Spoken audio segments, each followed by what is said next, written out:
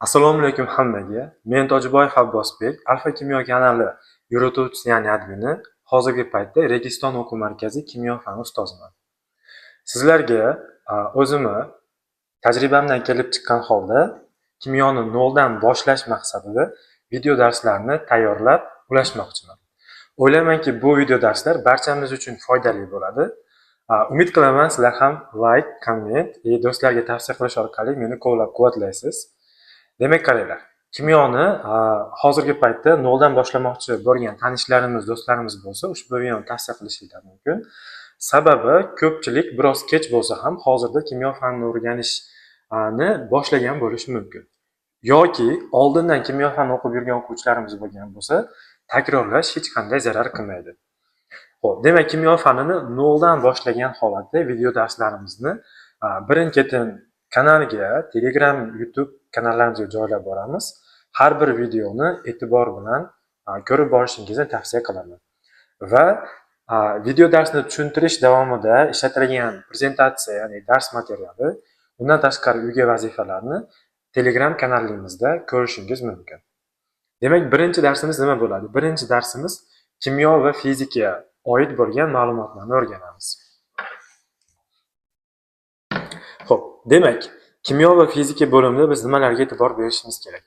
Kimyo va fizikada bizni demak, massa, hajm, zichlik, temperatura, bosim va bosim, harorat, temperaturalarini bir-biriga bog'liqligini o'rganamiz. Demak, massadan boshlasak. Xo'p, bilamiz, har bir jism yoki o'zimizda ham massamiz bor, ya'ni og'irligimiz bor. Xuddi shunday narsa kimyoda ham ishlaydi. Atomlar, molekulalar, turli xil moddalarni biz massalar bilan ishlaymiz masalalar davomida.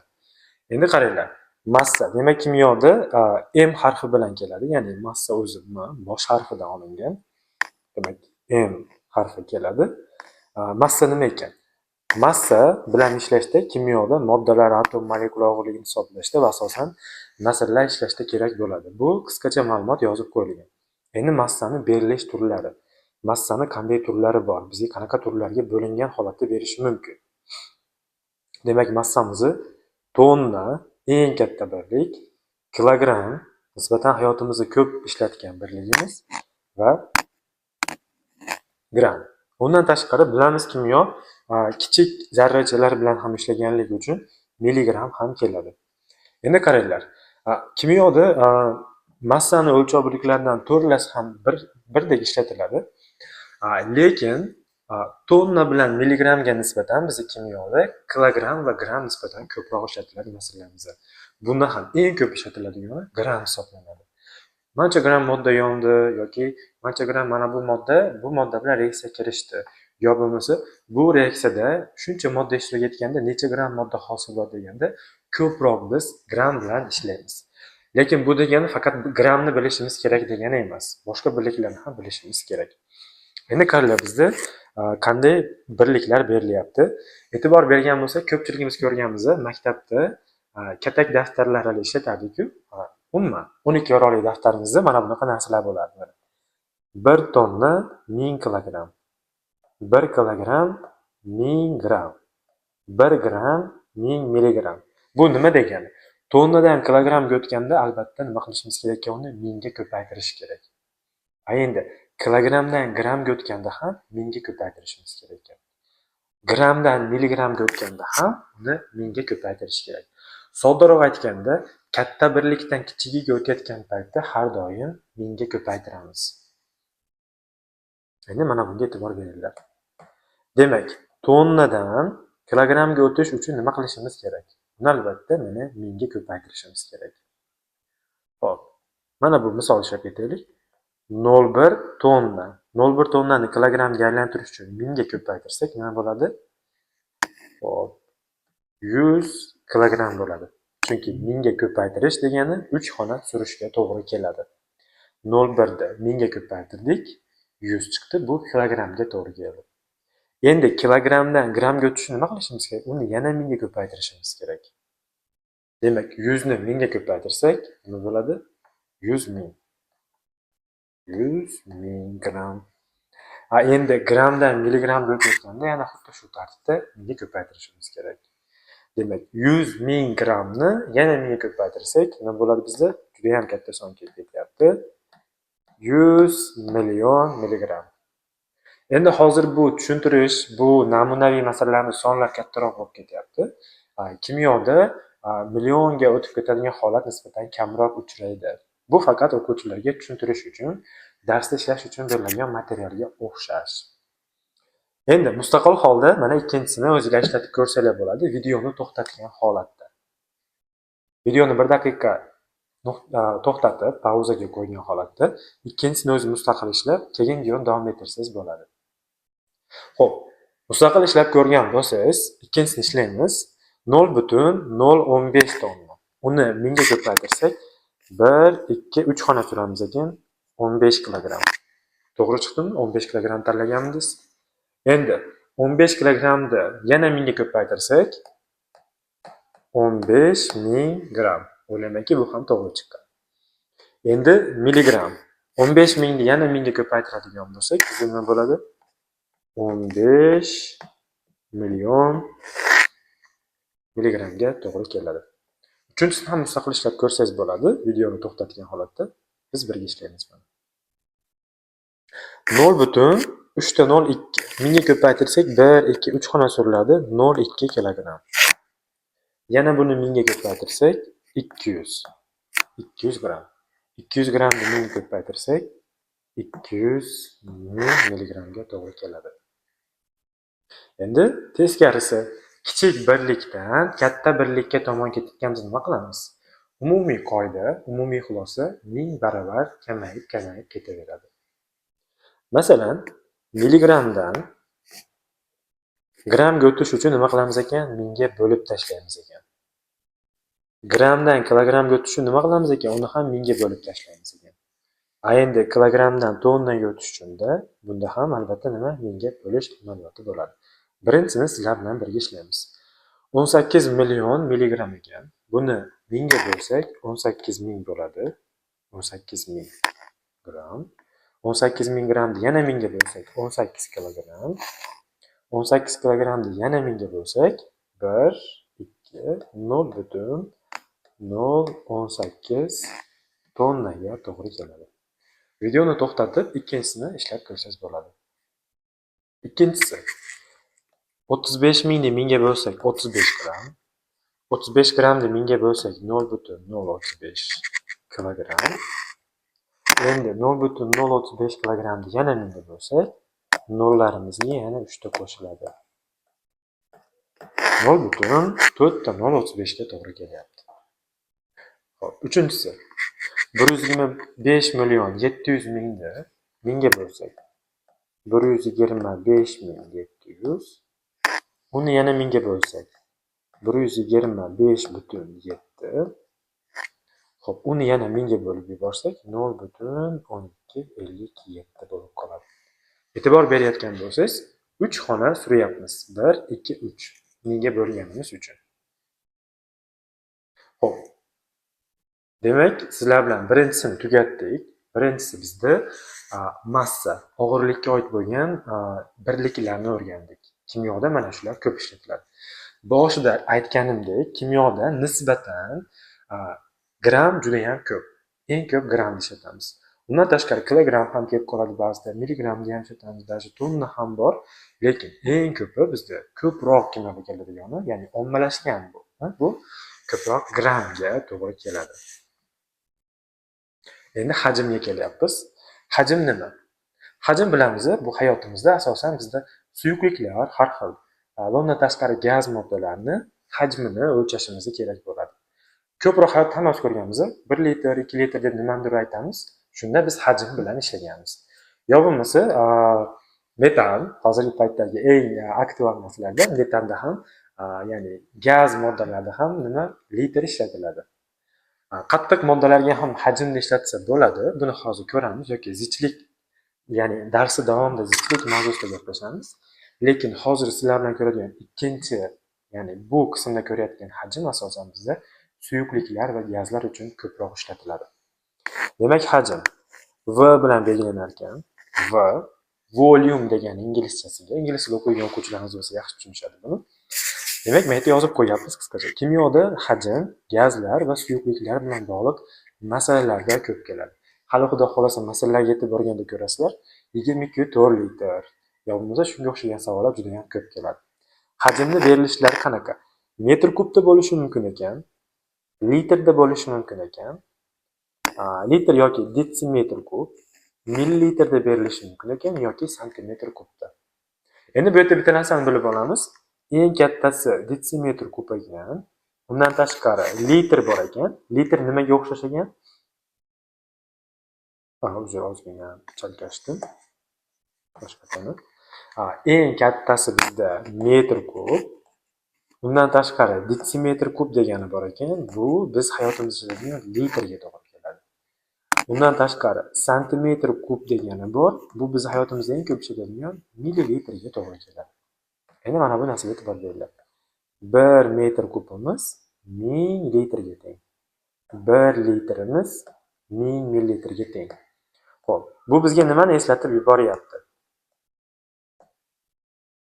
Hozirgidek massada ko'rdik, tonnadan kichik birliklarga kilogramm, gramm, milligramlarga o'tayotgan paytimizda mingga ko'paytirdik-ku. Xuddi shu qoida bunda ham ishlaydi. Metr kubdan litrga o'tganda mingga ko'paytiramiz, litrdan millilitrga o'tishda ham mingga ko'paytirishimiz kerak. Mana xuddi shu narsa. Metr kubdan litrga o'tish uchun mingga ko'paytiriladi. Litrdan millilitrga o'tganda ham mingga ko'paytirishimiz kerak. Xo'p, birinchisini ishlaymiz. 0,5 metr kub. Mingga ko'paytiradigan bo'lsak, buni 250 litr bo'ladi. Endi 250 ni mingga ko'paytiradigan bo'lsak, 250 mingga ko'paytirish degani mana 3 ta 0 qo'shamiz. 250 ming millilitr bo'ladi. Xo'p. Ikkinchisi 0,006 mingga ko'paytiradigan bo'lsak 6 litr bo'ladi. 6 ni mingga ko'paytirsak 6000 millilitr. Keyingisi 0,0448 buni mingga ko'paytirsak 44,8 bo'ladi. Buni yana mingga ko'paytirsak 44800 ga teng bo'ladi. O'ylaymanki, bularni ishlashda sizda hech qanaqa qiyinchilik bo'lmayapti. Endi xuddi shu birligimizni orqaga qaytamiz. Kichik birlikdan katta birlikka qarab ketayotgan paytimizda uni mingga bo'lishimiz kerak. Millilitrdan litrga o'tganda mingga bo'lamiz. Litrdan metr kubga o'tganda yana mingga bo'lamiz. Xo'p. Millilitrdan litrga o'tish uchun mana mingga bo'linadi. Litrdan metr kubga o'tganda yana mingga bo'lishimiz kerak. Namunaviy savollarni sizlar bilan ishlasak. 134,400,000 ni mingga bo'lsak, oxirdan 3 ta 0 ketadi. Mingga bo'lganimiz uchun 134,400 bo'ladi. Endi undan yana mingga bo'ladigan bo'lsak, 3 xona suramiz. 1, 2, 3. Demak, 134,4 bo'lar ekan. Davom etamiz. 22,400 ni mingga bo'lsak, 22,4 bo'ladi. Uni mingga bo'lib yuborsak, 0,0224 bo'ladi. 6000 ni mingga bo'lsak 6, 6 ni mingga bo'lib yuborsak 0,006 ga teng. O'ylaymanki, litr ham sizga tushunarli bo'lyapti. Zichlikka yetib keldik. 3-qismda demak zichlikni o'rganamiz. Zichlik bu nima? Zichlikni o'zim birinchi soddoroq tushuntiraman, keyin bundagi narsani ko'ramiz. Zichlik bu ma'lum hajm birligida qancha zarracha joylashishi. Endi o'zimni ilmiy ta'rifiga e'tibor bersak. Zichlik P emas, bu mana bunaqa rho deb ishlatiladi asosan bizda. Massaning hajmga nisbati. Demak, ma'lum massani uni hajmiga nisbatan olamiz. Zichlik qattiq, suyuq, gaz moddalar bilan birga bog'liq masalalar ishlatiladi. Ya'ni hammasi uchun ishlatamiz ekan. Qattiqqa ham, suyuqqa ham, gazga ham ishlatamiz ekan. Zichlikni birligi gram taqsim millilitr yoki gram taqsim litr ko'rinishda bo'lishi mumkin. Kimyoda ko'p savollarda gram taqsim millilitr shaklida keladi. Endi zichlikni qanday topamiz? Buni gaplashdik. Massani hajmga bo'lamiz zichlikni topish uchun. Endi teskarisi, zichlik mavzusida boshqa narsalarni ham o'rganib ketishimiz kerak. Massani topish formulasi qanaqa ekan? massani topishimiz uchun hajmni zichlikka ko'paytiramiz ekan. Demak, rho yozdik buni. Bu zichlik. Bu zichlik bo'ldi. M massa bo'ldi. Va bu nima bo'ldi? Hajm bo'ldi. Mana shularga qarab ishlatyapmiz. Endi hajmni topish formulasi. Hajmni topish uchun massani zichlikka bo'lishimiz kerak ekan. Mana shu namunalar bo'yicha sizlar bilan savollar ko'ramiz. Xo'p, qaranglar. Birinchisida moddani massasi 500, hajmi 400 millilitr ekan. Mana bu formula bilan ishlaymiz. Birinchisini massani bo'lishimiz kerak hajmiga. 500 ni 400 ga bo'lib yuborsak, zichligimiz 1,25 chiqadi. 1,25 gram taqsim millilitr. Chunki gramda berilyapti deb tasavvur qilib ishlasak. Endi 300 ni bo'lamiz 250 ga. Badashmasam 1,2 chiqadi. Tekshirib ko'rasizlar bir, men kalkulyatorsiz holatda hozir. Endi keyingisida hajmni topishimiz kerak ekan. Hajm topish uchun nima qilgandik sizlar bilan? Hajmni topish uchun massani bo'lamiz zichlikka. 280 ni bo'lamiz 0,7 ga. 280 0,7 ga bo'lsak, bizga javob 400 chiqishi kerak. 400 millilitr. 600 ni bo'lamiz 1,5 ga. Bu ham 400 chiqadi. Endi uchinchisi massani topishimiz kerak ekan. Bu oson, massani topishimiz. Massani topish uchun hajmni zichlikka ko'paytirish kerak. 150 ni ko'paytiramiz 2,4 ga. Xo'p, qani kalkulyatsiz ko'paytirib ko'raman. 150 ni 2 ga ko'paytirsam 360 chiqishi kerak menimcha. 360. Bitta tekshirib qo'yasizlar. 360 gram. 300 ni ko'paytiramiz 1,84 ga. Xo'p, 240, 252. Balki adashgan bo'lishi mumkin.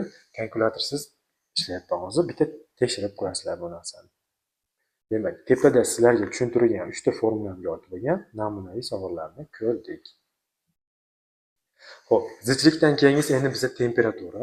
Temperatura ya'ni harorat kimyoda muhim bir o'lchov biriklari vositasidan desam bo'ladi. Sababi bu ko'p masalalarga keladi. Masalan, Mendeleev-Kleyperon masalasi, eritma mavzularida kelib qoladi, haroratga oid bo'lgan, ya'ni eruvchanlikda. Bundan tashqari haroratda eng ko'p, eng muhim keladigan joyi bu bizga kimyoviy kinetika, reaksiya tezligi degan mavzusida juda ham ko'p ishlatamiz buni. Demak, harorat. Harorat bizda T bilan ishlatiladi. Temperature bilamiz inglizchasiga. Harorat kimyoda moddalarni qaynash yuklanish temperaturasini belgilashda. Zo'r joyini aytmoqdan, moddalarni qaynash yuklanish temperaturasini belgilashda albatta haroratni ishlatamiz. Masalan, bilamiz, suv 0 gradusda muzlaydi, 0 dan pastda muzlaydi, 100 gradusda qaynaydi. Demak, mana shunaqa birliklarni ishlatishda ham albatta harorat bizga kerak bo'ladi. Bundan tashqari, reaksiya tezligi, oshirish, kamaytirish, agregat holat mavzularida ham bizga kerak deb aytilyapti. Temperaturani berilish turlari. Temperaturamiz qanday ekan? Selsiy shkalasi biz hayotimizda gradus deb o'rganib qolganmiz. Ko'p ishlatadiganimiz bu Selsiy shkalasiga to'g'ri keladi. Undan tashqari mana Kelvin shkalasi ham bor. Ya'ni biz uchun yangilik bo'lishi mumkin. Lekin gradusni, mana bu gradusimizni hayotda ko'p ishlatganmiz, to'g'rimi? Endi shularni bir-biriga o'tkazishni bilishimiz kerak. Kelvin shkalasiga o'tish uchun nima qilishimiz kerak? Kelvin shkalasiga o'tish uchun Selsiy shkalasida berilgan songa 273 ni qo'shamiz. Formula shunaqa. Selsiy bilan Kelvin 273 ga farq qiladi bir-biridan doim. Demak, mana formula. Kelvinga o'tish uchun Selsiyga 273 ni qo'shamiz ekan. Naborot, Selsiyga o'tish uchun nima qilishimiz kerak desa, Kelvindan 273 ni aylaymiz. Endi mana bu qisqacha sxema qilganmiz mana. Selsiydan Kelvinga o'tish uchun nima qilamiz ekan? 273 qo'shamiz ekan. Kelvindan Selsiyga o'tish uchun esa 273 aylaymiz ekan. Bir nechta savollarni ishlab ko'rsak sizlar bilan. Xo'p, 17 Selsiy beryapti. 17 ga 273 ni qo'shadigan bo'lsak 290 bo'ladi. Adashganim yo'q, tekshirib ko'rasizlar birozlar ham. 25 ga 273 ni qo'shsak 298 bo'ladi. 27 ga 273 ni qo'shsak 400 Kelvin bo'ladi. Endi eng muhim joyi minus deganda ham qo'shib ketmaymiz. Minus sonlarni bilamiz matematikada. Ya'ni nima demoqchiman? Minus 13 plus 273 qilgan paytimizda 273 dan 13 ayrilib ketadi. Bu yog'i matematika. Katta sondan kichkinasi ayriladi, kattaning ishorasi qo'yiladi. 260 kelvin bo'lar ekan. Tushunyapsiz? Xo'p, agarda qanaqadir tushunmovchiliklar bo'lsa yoki men qaysidir qismda noto'g'ri aytgan bo'lsam, noto'g'ri hisoblagan bo'lsam, kommentlarda bemalol yozib ketsangiz bo'ladi. Chunki hech kim xato qilishdan xoli emas, shoshgan bo'lishi mumkin, e'tiborsiz bo'lib qolgan bo'lishi mumkin. Agarda xatolik bo'lgan bo'lsa aytsanglar, e'tiborliroq bo'lib, to'g'rilashga harakat qilamiz shu joylariga. Endi kelvindan selsiyaga o'tamiz. Demak, umumiy xulosa selsiy shkalasidan kelvin shkalasiga o'tganda 273 qo'shdik, to'g'rimi?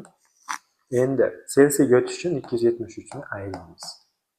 Xo'p, 285 dan 273 ni ayiramiz. Necha qoladi? 12 qoladi. 313 dan 273 ni ayiramiz. 140 qoladi adashmasam. 546 dan 273 ni ayiramiz. 273 ni o'zi bo'ladi. 273 dan 273 ni ayirsak 0 bo'ladi. Demak, shunday. Endi 5-inchisi, bugungi sizlar bilan o'rganadigan oxirgisi, kimyo va fizikaning muhim qismlaridan massani ko'rdik, hajmni ko'rdik, zichlikni ko'rdik, temperaturani ko'rdik, bosimni ko'rdik. 5 tasi yetadi. O'zi asosiy qismlari shu. Xo'p, bosim nima? Bosim bu ma'lum bir zarrachalarning yuzaga ko'rsatgan ta'siri. Qaranglar. Kuchning yuzaga ta'siri. Bu fizikaviy ta'sir. P teng bosim teng F ko'paygan S. F kuch, S yuzay. Shunga nisbatan olingan. Bosim demak bizda P bilan beriladi. Nimaga? Inglizcha pressure bo'lgani uchun, to'g'ri aytdimmi? Pronunciation xato emasmi? Pressure. Shunaqa bo'lishi kerak. Demak, P harfi bilan ishlatiladi. Asosan kimyoda bu gaz bilan bog'liq bo'lgan savollarda ko'p keladi. Bosimni eng ko'p ishlatadigan joyimiz asosan bu Mendeleyev-Clapeyron tenglamasi ideal gaz qonunlari. Mana shu mavzuda biz bosimni juda ham ko'p ishlatamiz, hali ko'rasizlar. Bosimni qanday turlari bor? Bosimni bizga berilish turlari. Bosim demak bizga paskalda yoki kilopaskalda berilishi mumkin ekan. Ikkalasi bir-biriga yaqin bitta narsa. Xuddi gram, kilogrammga o'xshagan.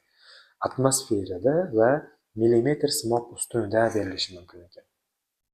Xo'p. Endi bitta narsani bilib qo'yishimiz kerak. Kimyoda NSH, normal sharoit degan tushuncha bor. Ya'ni bu nima degan? Normal sharoit deganda bosim 101,325 kilopaskal yoki 101,325 paskal. Bundan tashqari 1 atmosfera va 760 mm simon ustunaga teng ekan. Bitta narsani bilib qo'yishimiz kerak, yana 1 kilopaskalimiz 1000 paskalga teng. Xuddi 1 kilogramm 1000 grammga tenga o'xshagan. Ikkalasi bir-biriga 1000 barobar farq qiladi xolos. Xo'p, endi qaranglar. Mana bu masalalardan bittasini ishlab ko'ramiz sizlar bilan. Qolgan 2, 3, 4 mustaqil ishlashinglar kerak bo'ladi. Xo'p.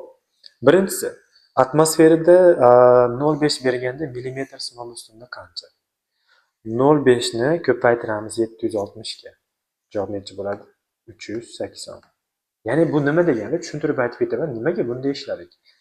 1 atmosfera bo'lgan paytda millimetr simon ustuni 760. Bular sherik, proporsional o'zgaradi. Matematikadan o'qiganlar yoki kimyoda oldingi bilim borlar, proporsiya degan narsa bor. Bitta moddaga ikkinchi modda proporsiya qilib olinishi kerak.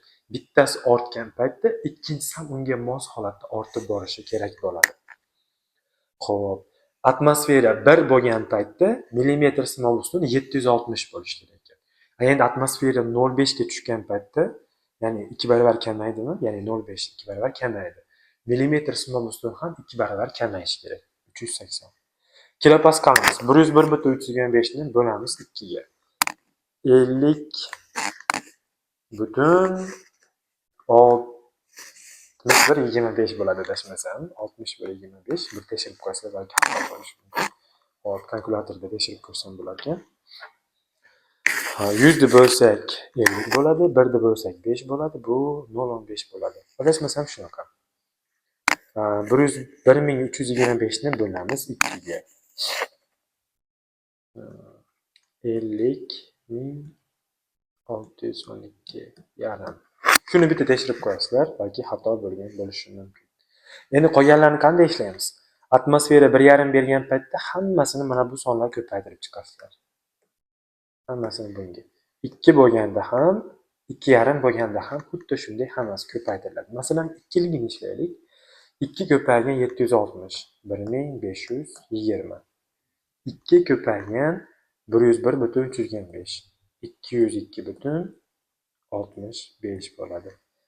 Endi 101,325 ni 2 ko'paytirsak 202,650 bo'ladi.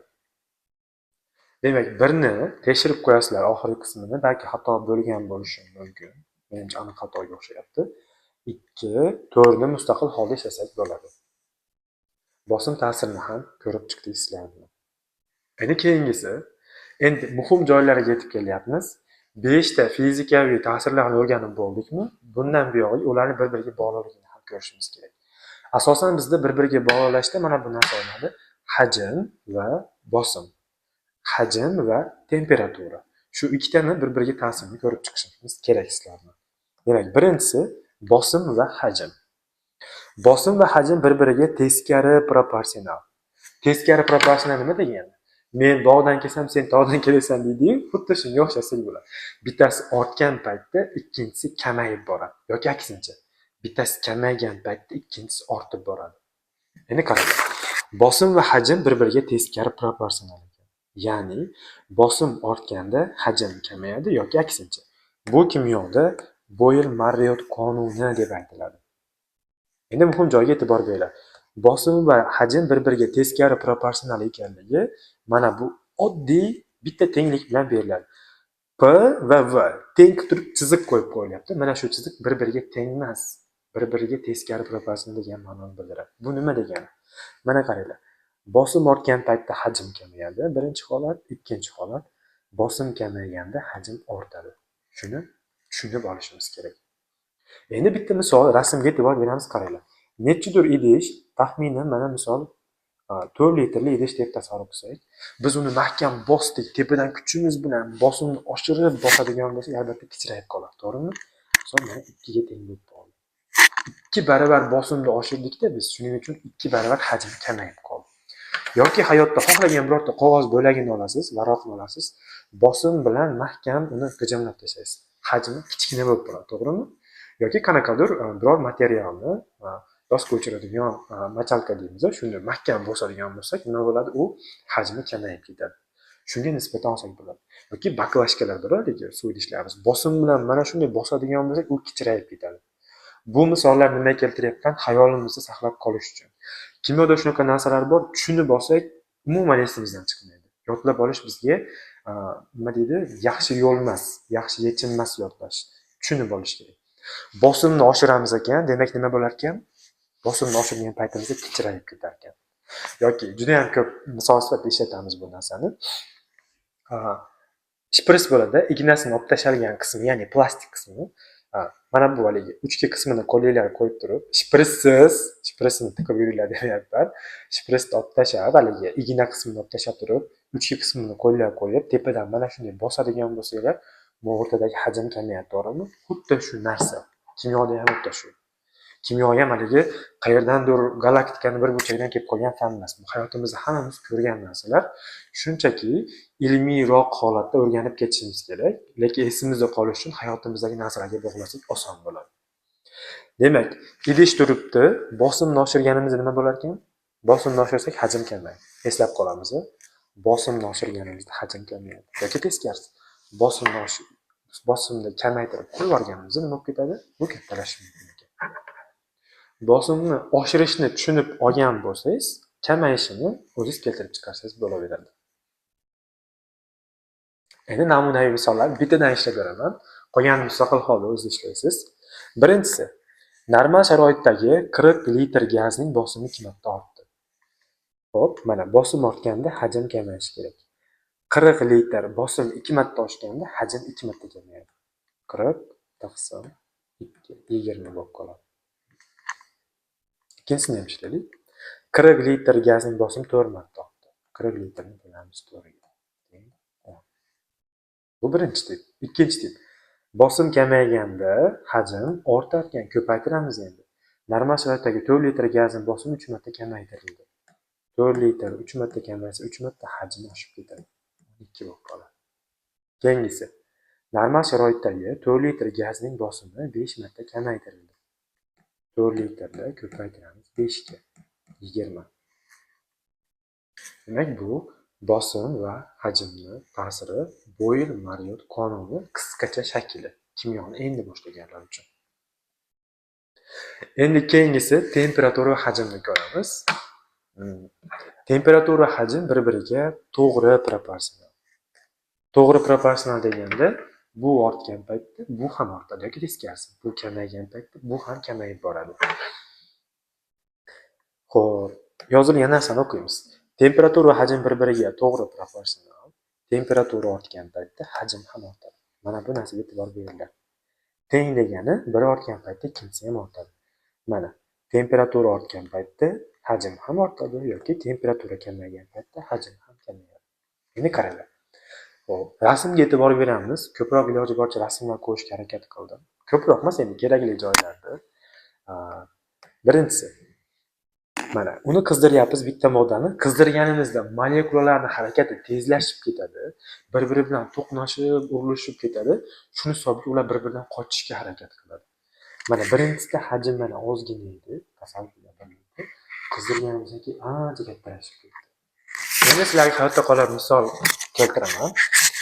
Buni ayniqsa bolalar ko'p biladi, o'g'il bolalar. Tashqarida to'p o'ynayotgan paytimizda to'pni damage ketib qoladi, to'g'rimi? Tarang emas, sal holroq bo'lib qoladi. Shunda oftobga biroz ko'p qo'ysak, issiqqa qo'ygan paytda u ishi tarang holga o'tib qoladi. Yoki ko'pchilik e'tibor bermagan bitta narsa, baklashkani havosini ozgina chiqarib turib, qopqog'ini yopib, ichida ozgina suv bo'lishi kerak, namlik bo'lishi kerak. Quyoshga ko'p qo'yadigan bo'lsak, bu nima bo'lib qoladi bizda? Baklashga sekin-asta ishadi, ishib ketadi. Ya'ni tarang holiga qaytib qoladi. Nimaga? Quyoshdan tushadigan issiqlik ta'sirida to'pda to'p ichidagi havo qizib kengayadi, shuning uchun to'p tarang bo'ladi. Baklashka ichidagi ham suyuqlik bug'lanib, havo qizib ozgina kattalashadi. Endi yana bitta misol, buni Telegramda tashlab qo'yaman sizlarga. Maktabda fizikada o'tkazilgan tajriba bo'lishi kerak. Fizikada shunaqa tajriba o'tkazganmiz, metal halqa bo'ladi. Metal halqadan yumaloq sharik o'tkaziladi. Birinchi sharikni o'tkazganda o'tib ketadi. Keyin uni qizdirib turib o'tkazganda sharik o'tmay qoladi. Mana bunday yopilib qoladi. Hali sharik o'tmay qoladi, qoplanib qoladi ustiga. Yumaloq sharigimiz. Endi o'sha sharikni olib turib muzli suvga solib turib, birpas kutgandan keyin yana o'tkazganda sharik o'tadi. Sababi issiqda jismlar kengayadi, sovuqda jismlar torayadi. Xo'p, endi mana bu namunaviy savollar. Temperatura ortganda hajm ham ortadi. Demak, ko'paytiramiz. Normal sharoitda 20 litr gazning temperaturasi 2 marta ortdi. 20 litr temperatura ortganda hajm ham ortadi, 40 bo'ladi. Xo'p, endi temperatura kamayganda hajm ham kamayadi. Ya'ni bo'lamiz. 60 litr gazning temperaturasi 4 marta kamaytirildi. 60 ni bo'lamiz 4 ga, bizda 15 ga teng bo'lib qoladi. Xo'p, demak, bu bizdan men tomonidan tayyorlangan birinchi video darslik. Bilaman, ba'zi joylarda shoshgan bo'lishi mumkin, xatolar qilgan bo'lishi mumkin. Buni nima desam bo'ladi? Juda ham qattiq tanqid qilmaysizlar. Chunki hech kimda birinchisida yoki ko'plab video olayotgan insonlarda ham xatolar bo'lishi mumkin. Hammamizda xato qilish ehtimolimiz bor baribir. Xo'p, video bo'yicha fikrlaringizlarni kommentlarda kutaman, chunki bu men uchun qiziq. Video qanday bo'ldi? O'zingizlarga foydali narsa o'rgandinglarmi? Videoda qanaqa kamchiliklar bor? Nimani to'g'rilash kerak? Shular bo'yicha tavsiyalarni bersanglar, men bularni to'g'rilashga harakat qilaman. Rahmat, sog' bo'lasizlar, e'tiborlaringiz uchun rahmat. Kimyoni o'rganishdan charchamanglar, gazini bosib bo'lganinglar.